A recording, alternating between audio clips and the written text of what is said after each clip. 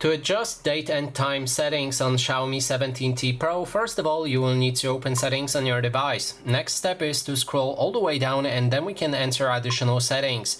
Go to date and time and then we can adjust all of the settings. First thing is time format. You can switch between 12 hours and 24 hours. So if you want to use 12 hours, make sure that 24 is disabled. If you want 24 hours, then make sure that it's enabled.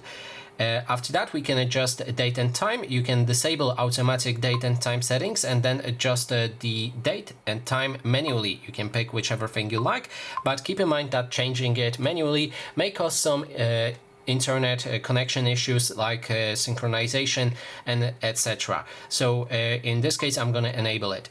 We can go to the time zone next, and here if you disable it, the same thing, you can adjust your time zone manually, but I prefer to have it automatic because it causes some of the network issues.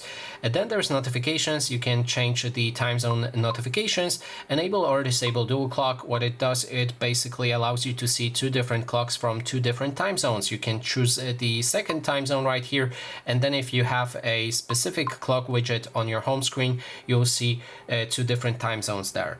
And that is basically everything. Thanks so much for watching.